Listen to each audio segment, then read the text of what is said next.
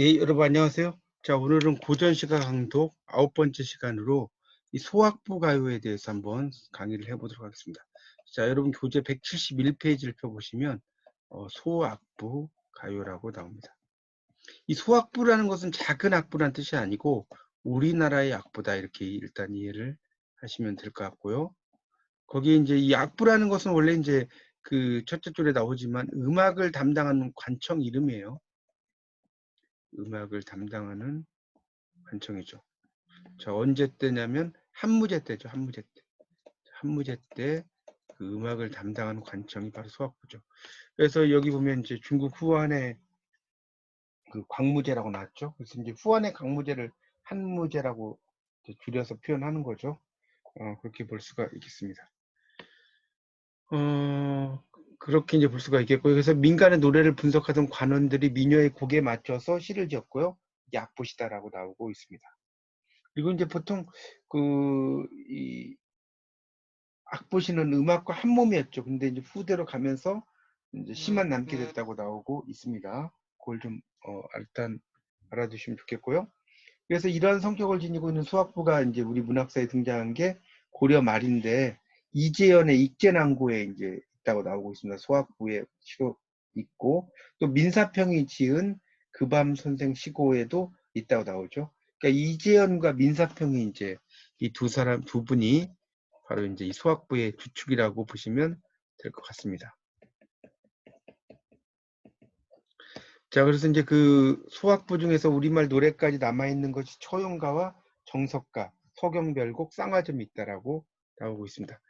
자, 그래서 그 밑에 보면 이제 첫 번째 장암이라는 작품이 있는데요. 자, 장암이라는 작품을 보면 한자로 보면 이제 구구, 유작, 그다음에 이해위죠. 그다음에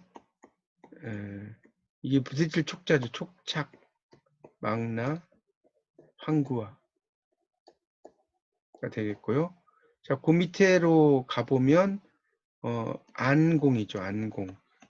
안공 원래 제 하허 가련 총망 작아치죠. 자, 구구라는 것은 이제 이게 여기서는 멍청하다는 뜻이에요. 멍청하다. 그다음에 유작이라고 할 때 이 작자는 참새죠. 그러니까 멍청한 참새죠. 이는 너의 너. 멍청한 참새 너는 해. 해는 이제 어찌에 짜죠. 어째서 이런 얘기죠. 어찌하여 이런 얘기죠. 멍청한 참새야 넌 어찌하여.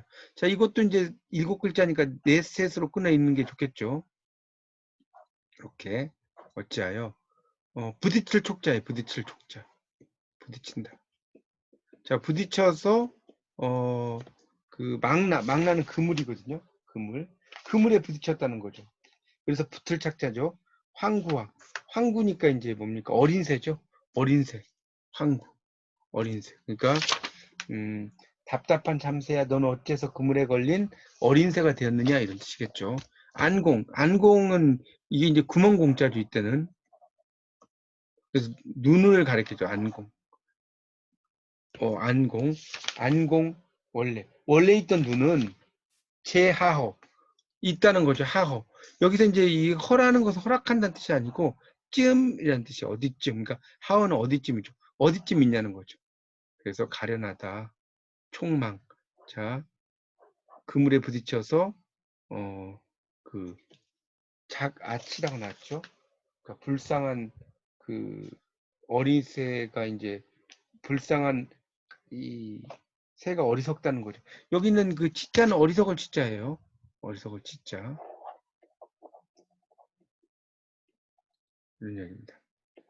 그 자가라고 하는 것은 일종의 참새의 그 새끼죠. 그러니까 원래 있는 눈은 어디다 두고 그물 걸린 불쌍한 그런 그 새 어리석다 이런 정도로 해석되겠죠.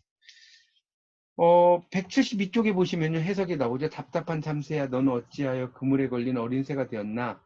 원래 있는 눈은 어디에다 두고 그물 걸린 불쌍한 새 어리석구나. 그래서 고려 때 평장사 벼슬을 지냈던 두영철이 사건에 연루되죠. 그래서 이제 장암에 유배를 갔는데 어떤 노인과 사이좋게 지냈어요. 그러다가 조정의 부름을 받고 다시 돌아갈 때 그 노인이 구차하게 벼슬길에 나가는 것을 경계했는데 두영철이 알겠다고 했죠. 뒷날 두영철의 지휘가 다시 평장사에 이르렀다가 또다시 죄를 짓고 자천되어 장암을 지나가게 되었는데 그를 본 노인이 이제 두영철을 전송하면서 이 노래를 지어서 기롱했다고 나왔죠. 그러니까 이제 약간 희롱했다는 의미죠. 쉽게 말하면 이렇게 보시면 되겠습니다. 자, 172쪽의 두 번째 작품이죠. 자, 거기 보면 거사련이라고 나오죠. 자, 일단 한자부터 보면요. 자가, 그 다음에 리제죠. 조, 화, 지. 희자, 상두, 인망사. 자, 그 다음에 뭡니까? 여미, 기래, 응미원. 그 다음에 정신, 조이, 보인치죠. 자, 해석을 해보면 이 까치 작자죠. 까치 그러니까 까치죠. 까치 새끼죠. 까치는 이런 얘기죠. 이 리가 울타리예요. 울타리. 이 제라는 것은 옆이죠. 울타리 옆에서 이 조라는 것은 떠들썩할 조자예요. 떠들썩할 조. 그러니까 우지짓었다는 거죠. 꽃가지 옆에서. 그러니까 까치가 그 울타리 옆에 있는 그 뭡니까? 꽃가지에서 우지짓고. 그다음에 희자. 희자라고 하는 것은 이제 장수 갈거미라고 설명 나오죠. 장수 갈거미가 상두예요. 상머리에 끓인 자죠. 망사는 줄을 늘린다는 거죠. 줄을 늘리니 그다음에 나여자죠. 나여자. 그 미귀래. 그러니까 원래는 이제 아름다울 미자니까 임을 가리켜요. 내 임이 귀래 돌아올 날은 응당 이원 멀지 않다. 안일미자의 멀은 자니까. 그래서 정신 내 마음은 이미 이를 주자 이미 있자니까 이미란 뜻이겠죠. 이미 미리 벌써 보인지 그러니까 뭐예요? 그 사람에게 이 알보자요. 다른 사람이 알게 한다는 뜻이죠. 다른 사람이 알게 한다. 그래서 까치는 울타리 옆 가지에서 우짖고 거미도 상머리에 줄을 늘이니 내 임 돌아올 날 응당 멀지 않았네. 내 마음 벌써 사람에게 알려주네. 이렇게 시작이 됩니다. 그래서 오른쪽에 보면 사랑하는 사람을 이제 오랫동안 만나지 못한 화자의 정서가 드러나 있고요. 까치와 거미의 행동에 자신의 바람을 얹어서 희망을 가지는 민간 풍속을 소재로 기쁨과 그리움을 잘 드러냈다고 나오고 있습니다. 자, 그게 이제 바로 거사련이죠. 거사련. 이렇게 보시면 됩니다. 이 연자는 이제 그리워한다는 뜻이죠. 거사는 이제 뭐랄까요? 어떤 산이라든가 이런 데 사는 그런 사람을 거사라고 이야기할 수 있겠죠. 자, 173쪽을 보시죠. 173쪽. 자, 거기에 보면 이제 제위보라는 작품이 있어요. 제위보. 173쪽이면 제위보가 있는데 이 제위보라는 건 그럴 겁니까? 사랑하는 님에 대한 믿음이에요.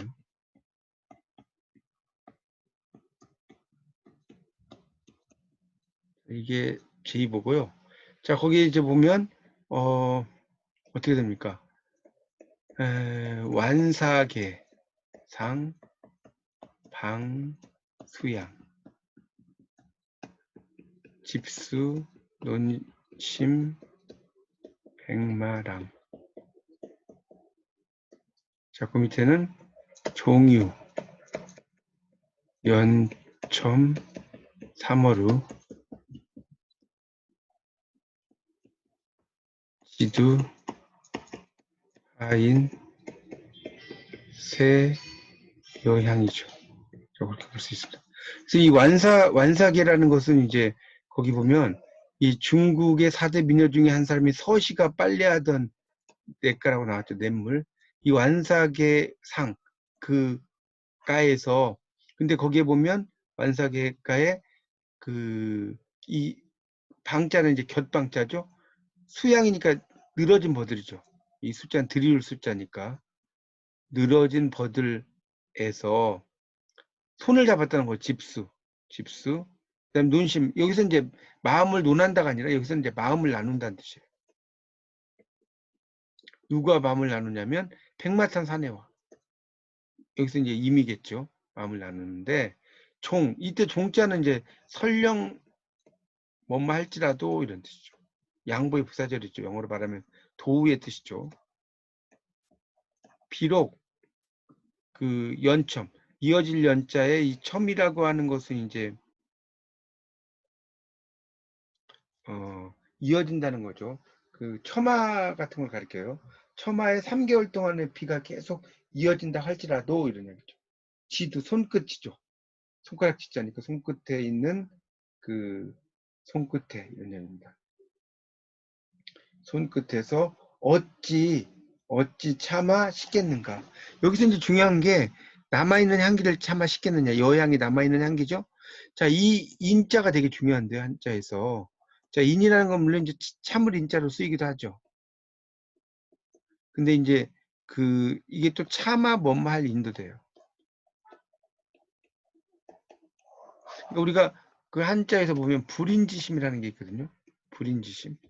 자, 불인지심 뭐예요? 차마 뭐뭐 하지 못하는 마음. 이런 의미가 되겠죠. 차마 이렇게 하지 못하는 마음. 그래서 우리가 이제 정말 연예인들과 손으로 악수를 하면 일주일 동안 막 손을 씻지 않죠. 그런 내용이죠. 그래서 이제 사랑하는 사람과 잡은 손을 씻지 못하겠다. 뭐 이런 내용으로 쓴 내용입니다. 그래서 그 밑에 이제 해설에 보시면 그 고려사 악지에서 이제 노래에 대해서는 정반대로 서술하고 있다. 어떤 여인이 자신의 손을 다른 사람에게 잡히게 되어 치욕을 씻을 길 없어서 한스럽게 여기면서 불렀다. 그러나 이지연의 수학부에서는 마음을 나눈 임에 대한 그리움과 사랑의 감정을 절절하게 노래하고 있다라고 설명하고 있습니다. 자, 그다음 네 번째가 사리화죠. 사리화. 이 사리화라는 것은 이제 모래사자의 마을리자죠. 그러니까 모래의 마을에 핀 꽃이죠. 자, 거기 보면 이제 또 황작 나오죠. 하방, 래, 거비, 일년, 농사, 부증지. 그다음 뭡니까? 환웅.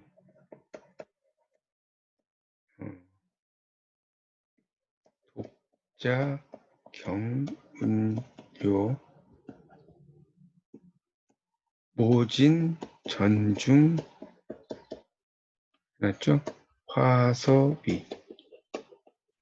자, 한자를 보면 황작이라는 것은 이제 노란 참새, 뭐 까치, 노란 까치 이런 의미인데 여기서 그냥 나쁜 관료를 가리켜요. 이 나쁜 관료가 이런 얘기, 나쁜 관료가 하방 어느 곳에서 왔다가 갔다가 날아간다는 뜻이죠. 이런 얘기입니다. 여기서 끊어야 되겠죠. 1년 농사, 이건 1년 지은 농사라는 뜻이죠. 이 증이라는 건 일찍이 증자예요. 일찍이 증자. 알지자죠. 그러니까 일찍이 알지 못한다는 거죠. 1년 농사 일은 알지 못하고 환웅. 환웅이라고 하는 것은 호라비를 가리켜.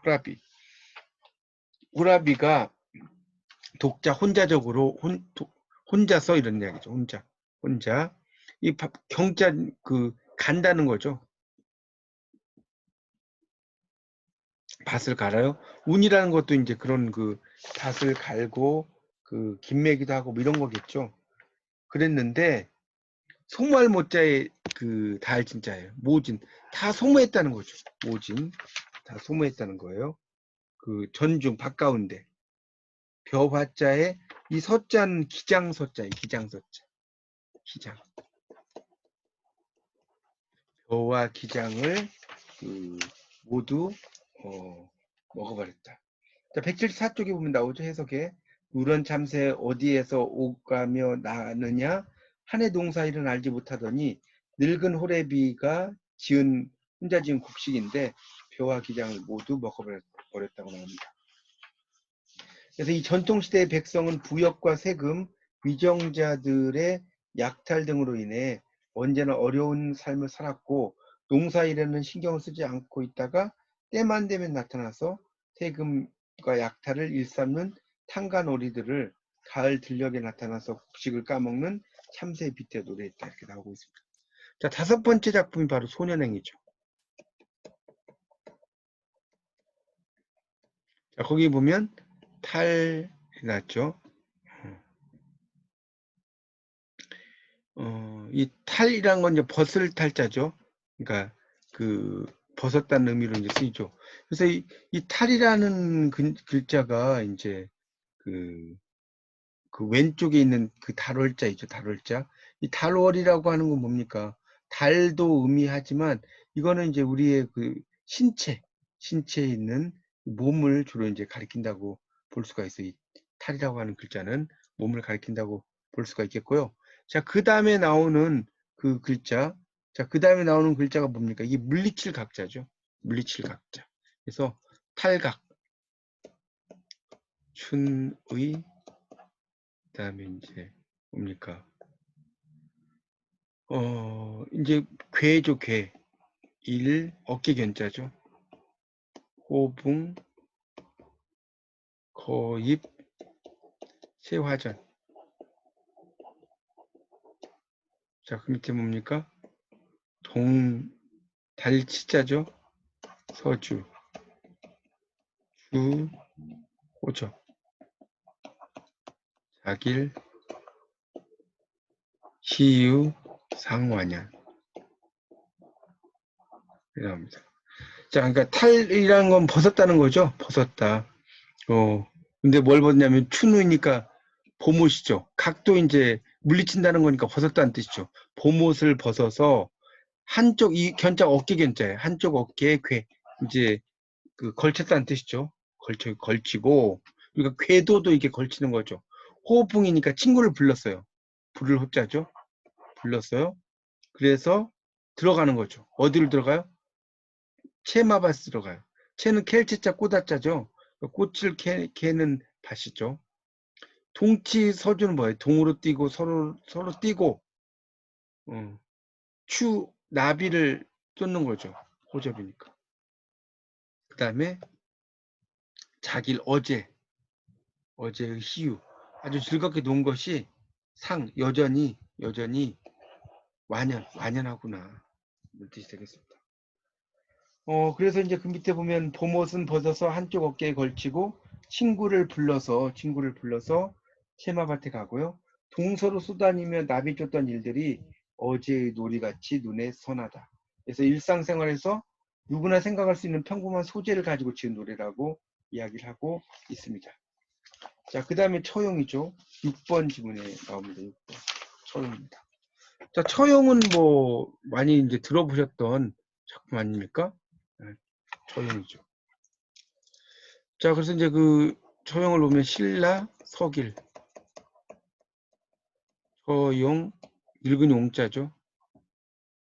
견설, 레종, 벽해중.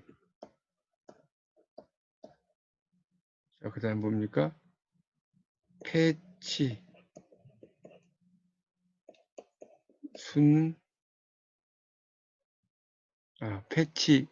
패치 정순,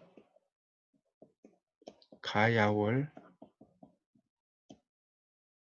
그 다음에 연견, 자수, 모춘풍. 이렇게 되는 거죠. 신라 서기니까 신라 옛날에 초용이라는 늙은이가 있었어. 늙은 용자죠. 그런데 이 견설이라고 하는 것은 밑에 나오죠. 설명한다는 뜻이죠. 설명을 해요.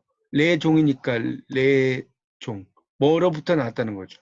어디서? 푸른 바다 속에서 나왔다고 말을 하고 흰이죠. 거기 보면 조개패자의 그 이치자니까 그 패치죠, 패치. 조개 이빨. 흰이는 그 다음에 이제 붉을정자 입술순자 붉은 입술로 노래를 하는 건데 야월이니까 그 노래를 하는데 밤에 이제 달을 보고 노래했다는 뜻이겠죠? 이게 솔기연자예요, 솔기연자. 그러니까 솔기어깨 자주소매로 춘풍에 춤추네 이런 뜻입니다. 그래서 신라 시대에 있었던 그런 그 초용에 대한 이야기가 그런 고려 시대에도 강력한 힘을 가지고 전승됐다는 것을 알 수가 있다는 겁니다. 자, 7번이 이제 오간산이라는 작품인데요. 오간산은 밑에 나왔죠. 개성의 외곽에 있는 산 이름으로 성거산 동남에 위치한다. 5봉우리가 이제 뭐 관과 같다. 그래서 거기도 이제 보면 오간산에 목두 조작 소 단계 그다음에 저자 염내 이렇게 이제 이야기를 하고요. 그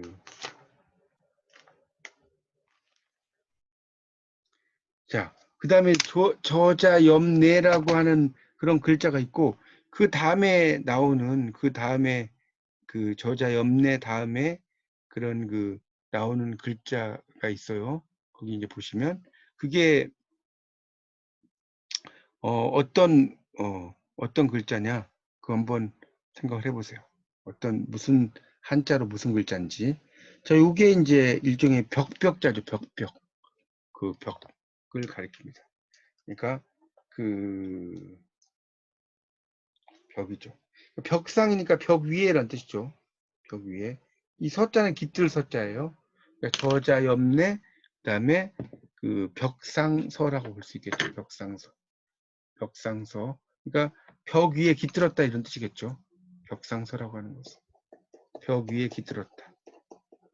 그런데 차조, 교교, 보시절, 자한, 시사, 일평서. 자, 그러니까 목두니까 그 나무로 된 그 머리죠. 나무로 된 머리, 나무 토막으로 이 조는 독수리 조자예요. 독수리 조자. 지을작자. 작은 단계, 닭이죠. 그러니까 나무 토막으로 새겨 만든 작은 당닭을 가리켜요. 아주 작은 닭을 가리키죠. 이렇게 이제 볼 수가 있습니다.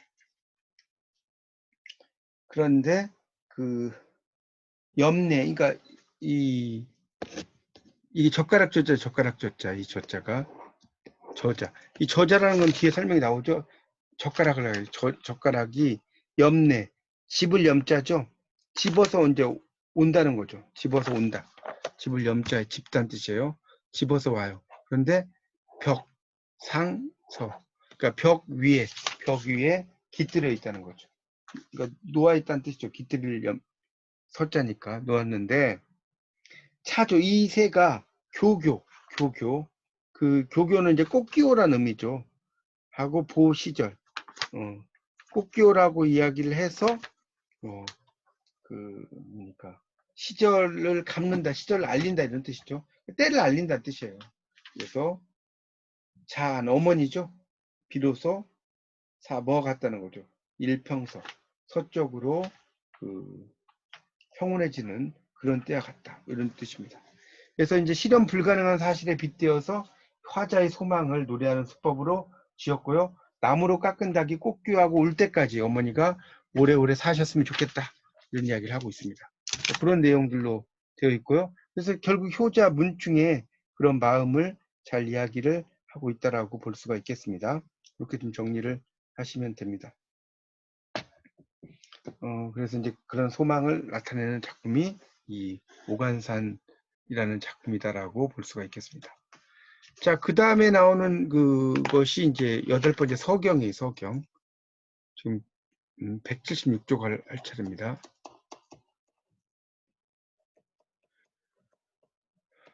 자, 여기 이제 서경을 보면 뭡니까?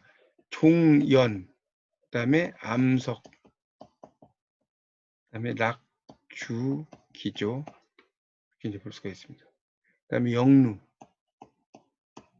고응, 무단시.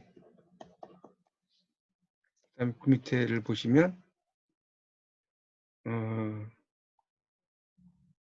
밑에 여랑, 천재, 상별리, 1점, 단심, 개, 이. 종연이라는 것은 이게 비록 뭔말을 할지라도 안 뜻이에요. 이 자체가. 비록 뭔말을 할지라도.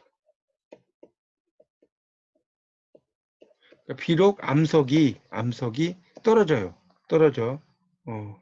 죽이라는 것은 이제 그 주옥은 구슬과 옥이다라는 말 나오죠. 하여튼 주옥을 가리킨다는 거 나오죠. 구슬과 옥. 그러니까 바위에 비록 바위에 떨어진다는 거죠. 암석에. 뭐가? 이 구슬과 옥이. 영루라고 하는 건 꿰미의 실이라고 나왔죠. 그것이 고응이에요. 고응. 마땅히 무단시. 끊어질 데가 없다는 거죠. 근데 더불어 여자 산을 랑자죠. 그러니까 임관 더불어 나. 천재는 천년이에요. 우리가 이제 한자에서 이 제자가 원래 실을 제자인데 연을 가리켜요. 그러니까 그 임과 내가 1000년 동안을 서로 헤어진다 할지라도 이런 얘기죠. 1점 단심 한 조각의 붉은 마음을 어찌 바뀌어서 옮기겠느냐, 어찌 바꾸겠느냐 이런 뜻이 되겠습니다. 그래서 177쪽에 나오죠. 이와 동일한 내용이 서경별곡 정석가에 또 들어있다라고 나오고 있습니다. 그래서 이 목걸이를 만든 구슬과 깨미실이 하나로 붙어 있다가 그것이 바위에 떨어지면 구슬은 깨질지 몰라도 끈은 끊어지지 않는다. 그와 마찬가지로 사랑하는 그런 사람과 아무리 오래 헤어져도 임을 향한 마음이 바뀌거나 옮겨가지 않는다는 그런 사랑의 맹세를 노래하는 작품이다 라고 볼 수가 있겠습니다. 자, 이게 8번째 작품을 설명을 드렸고요. 자, 9번째 작품이 바로 정과정이에요. 정과정도 유명하죠. 자, 거기 이제 한자부터 보면 억군 무일 부점의 정사 춘산 작유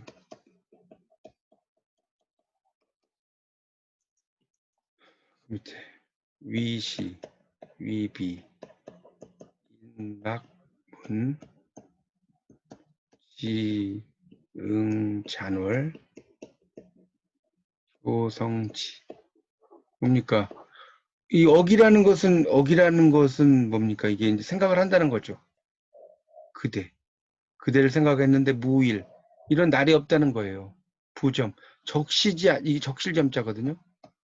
옷을 적시지 않는 날이 없다. 근데 정사 바로 춘산의 뭡니까? 두견새와 같다. 근데 위시위비죠. 그러니까 옳고 그름을 말하는 거죠. 사람들아 묻지 마라. 이때 이제 막자가 없을 막자인데 여기서 이제 금지사로 쓰인 거죠. 묻지 마라. 단지 그 잔월 효성이죠.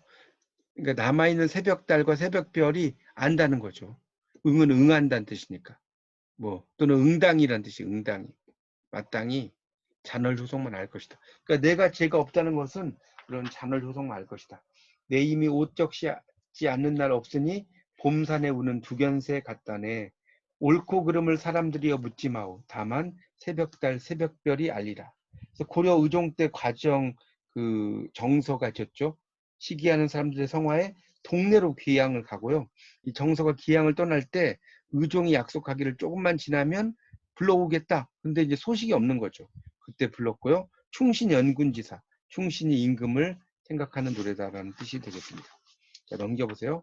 자, 그 다음에 이제 10번에 수정사라는 작품이 있습니다. 10번 수정사.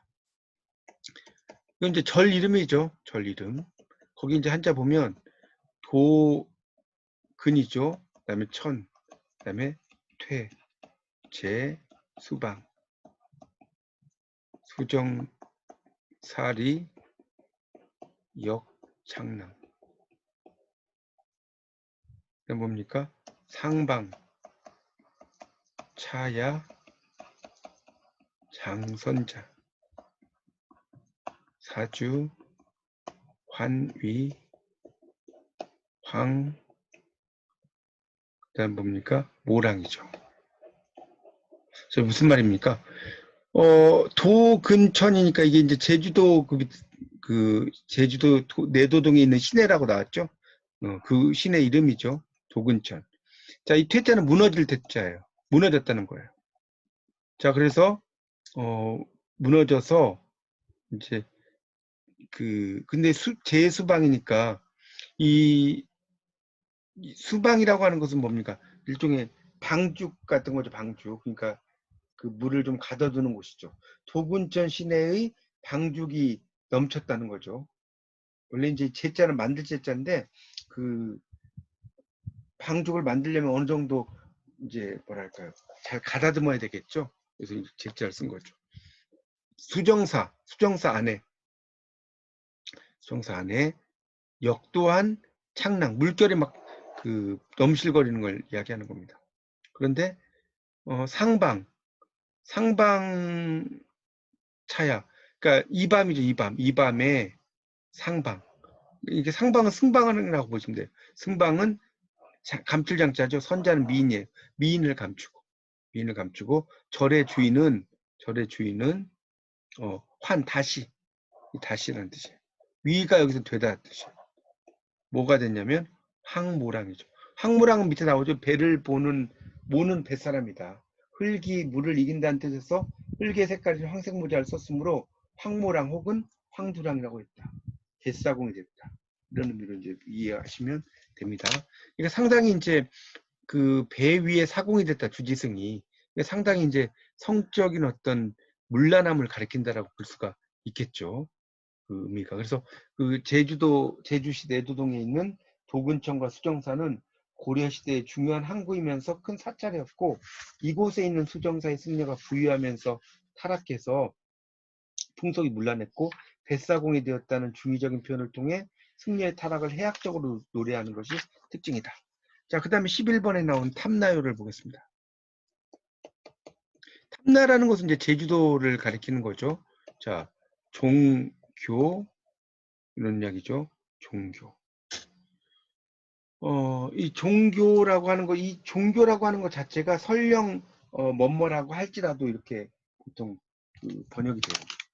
원래는 이제 종자가 뭡니까, 따를 종자 이런 의미로 쓰였지만, 이 종이라고 하는 것이 이제 한자적으로 설령 뭐뭐 한다고 할지라도 이런 의미로 이제 이 종이 쓰인다는 것을 알 수가 있습니다.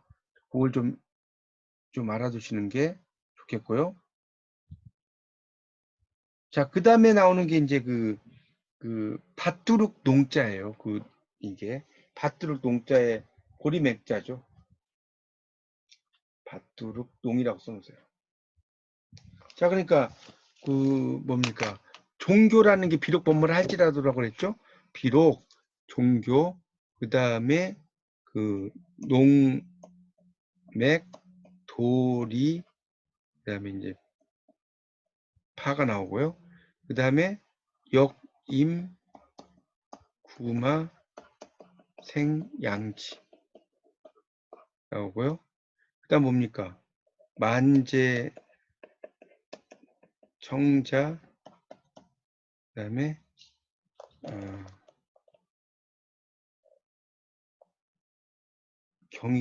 겸이죠. 백미,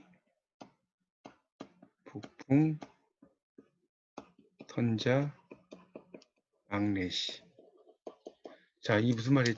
종교라는 게 비록 뭐뭐를 할지라도라고 그랬죠. 비록 언덕 농자예요. 언덕 위에 보리가 모두 이 떠날 이자에 이제 넘어졌다는 뜻이죠. 이 파자가. 그러니까 다 내버려졌다 할지라도, 그렇다 할지라도 또한 구마죠, 구마. 그러니까 이 구마라는 것은 이제 언덕구자에 마마자죠. 생양지니까 두 가지 달린 3대. 양지니까 두 개의 가지잖아요. 생은 생겼다. 인 뭡니까, 3대도 또한 버려두었다는 거죠. 그런데 만재, 그러니까 가득 찰 만자 실을 채자죠. 가득히 실었다는 거죠. 뭘 실었냐면 푸른 청자 그릇과 더불어 흰쌀을 실었어요. 그런데 북쪽 바람 따라오는 선자, 배죠. 배만 바라본다는 거죠. 레시, 올 때를 바라본다. 그러니까 언덕 위에 보리가 쓰러졌어도 그냥 두었고, 두 가지 달린 삼재도 버려두었고 청자그릇과 흰쌀을 씻고 북풍 따라오는 뱀을 바라본다. 이런 의미로 이해하시면 되겠습니다. 그래서 이 제주도가 땅이 척박해서 흉년을 당하면 먹을 게 부족할 수밖에 없죠. 그런 와중에 풍랑이 거세어서 육지에서 오는 배라도 늦어지면 섬 사람들이 굶주림을 견디면서 배오기만을 기다리게 되고, 이 언덕에 보리가 넘어져 있고 삼대도 버려져 있을 정도로 흉년이 들었다는 거죠. 뭐 그런 내용을 이야기하고 있습니다. 자, 그 다음에 나오는 게 이제 12번의 서호곡이죠. 자, 이것도 보면 서호, 그 다음에 화라고 나왔죠. 그러니까 이 서호라고 하는 그 어떤 이제 뭡니까? 이것도 이제 일종의 지명을 이제 이야기한다라고 볼 수가 있겠죠. 서호라는 것이 이제 어떤 지명을 가리키는데, 그러니까 서호에 뭡니까? 나오는 것이 나오는데, 그 화자라는 것은 이제 그림 화자고요. 그 다음에 이제 이 방이라고 하는 것, 그 방이라고 하는 것. 원래 이제 이 방이라는 이 글자는 뭡니까? 무슨 글자죠? 기름 그물 나타내는 그런 그 것도 되고, 요 이 방이라고 하는 것이 이제 그런 맥락으로 이제 이해를 하시면 되겠죠. 기름 같은 것을 나타내는 글자라고 이제 볼 수가 있습니다. 하여튼 그래서 이 서우의 화방에는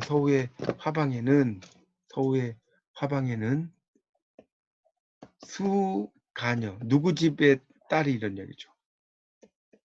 탐득 전두. 이 전두라는 거 밑에 나왔죠? 그 노래하거나 춤추는 사람에게 이제 재주를 칭찬으로 주는 물건이라고 나왔죠. 그러니까 전두를 탐해서 그 가무죠. 그러니까 강가무니까 뭐겠습니까? 그 억지로 춤을 춘다는 거예요. 강할 강자지만 여기선 억지로란 뜻이에요. 그래서 안득, 장사, 척천금, 자령,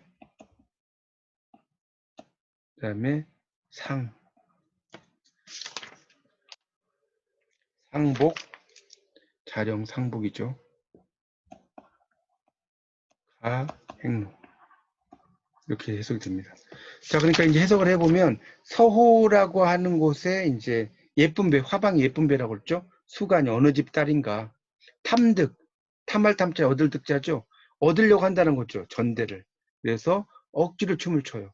그런데 아니라고 하는 게 여기서 중요한데 여기서는 어찌란 뜻이에요. 어찌 얻는다는 거죠. 그 청금을 던지는 이 척자가 던질 척자거든요.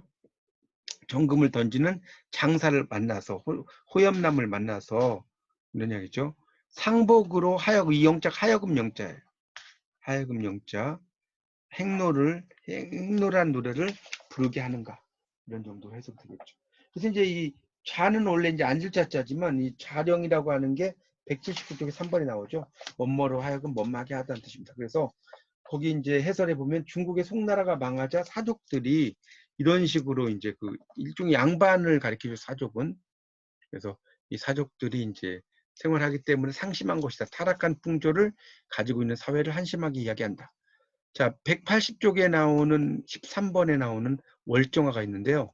자, 거기도 이제 보면 흑운 교역 단 환위 은한 조생 랑 정시 여차 혼혼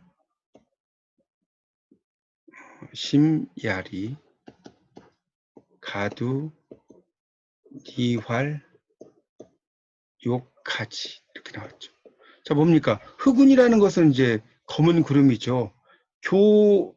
다리 또한 이 역자가 또 역자죠. 끊을 딴자예요. 끊어져 가지고 이 환자가 더욱이란 뜻. 더욱 위태로운데. 은하는 은하수죠. 은하수가 조생이죠. 조생. 이게 이제 그 뭡니까? 일단 낭은 물결이죠. 고요할 정자의 뜻이자죠. 물결이 고요해요. 여기서 이제 조생이라고 하는 것은 이제 일종의 뭐랄까요? 기울어졌다는 뜻으로 이제 여기서 쓰인 거죠.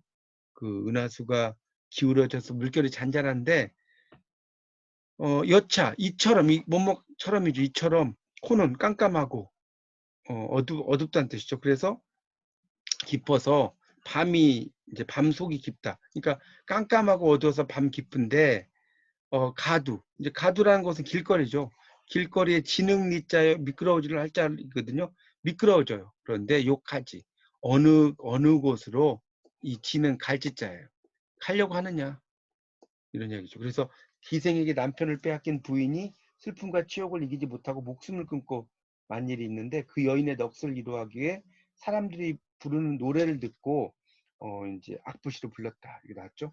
그 밑에 설명이 나옵니다. 그래서 월정화는 이제 그 기생이고 그런 그 사록볕을 하던 위제만이 기생에게 빠져 지내자 부인이 이를 비관해서 죽었고 진주읍 사람들이 이를 슬퍼해서 노래를 지어서 부인이 살아있을 동안 남편이 친애하지 않은 것을 기억해서 이제 불렀다. 이렇게 나오고 있습니다. 자, 마지막이 이제 안동자청인데요. 자, 홍사, 록이죠. 그 다음에 그 선선자죠.